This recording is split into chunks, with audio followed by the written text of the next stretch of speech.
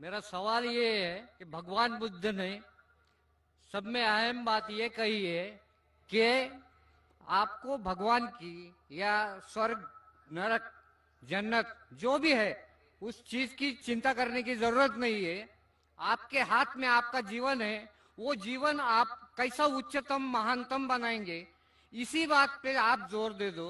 उच्चतम और महानतम जीवन कैसा होता है, एक उन्होंने उदाहरण दिया है कि आप खाना भी खाएंगे तो पके हुए फल का भोजन करो। जो फल झाड़ ने छोड़ दिया है तो आपके ऊपर कोई जंजीरें नहीं आएंगी।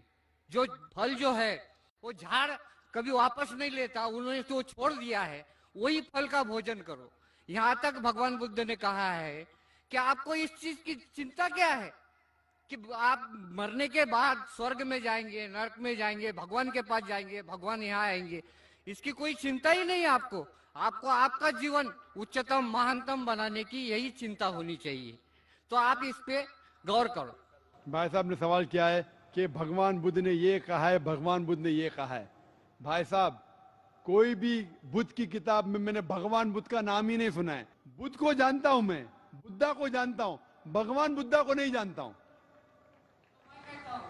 वो आप कहते तो, आप अगर गलत कहते तो मैं क्यों मानूं?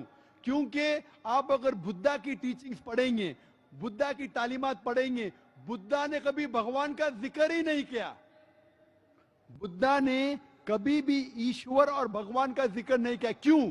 तो बुद्धिस्ट स्कॉलर्स ये कहते हैं कि इस हिंदुस्तान में, इस धरती पे इतनी बुत परस्ती थी कि वो भगवान के बारे में खामोश थे। उनने ये भी नहीं कहा कि भगवान है और ये भी नहीं कहा कि भगवान नहीं है। तो आप अगर बुद्धा को भगवान बना दिए तो प्रॉब्लम है भाई साहब।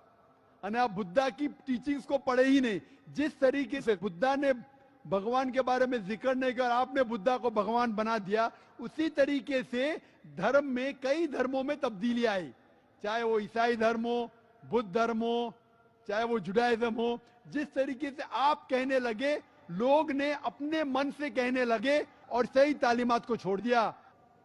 तो भाई साहब, पहले भगवान के बारे में तहकीक करो और बुद्ध ने क्या तालीमात दी उसकी तहकीक करो। आपने बुद्ध को भगवान बना दिया, बिल्कुल गलत है। और आप देखते हैं कि दलित लोग और बुद्धिस्ट लोग बुद्धा का बुद्ध बनाया। बुद्धा ने कभी भी नहीं कहा कि मेरा बुद्ध बनाओ। बुद्धा ने कभी भी नहीं कहा।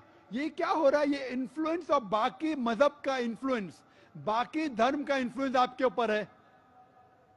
तो बुद्धा की अगर टीचिंग्स पढ़ेंगे, बुद्धा ने कहा कि देयर आर 4 ग्रेट ट्रुथ्स, 4 हक बातें हैं।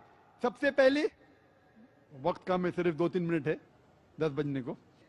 पहला हक है कि इस धरती पे there is lot of sorrows on this world.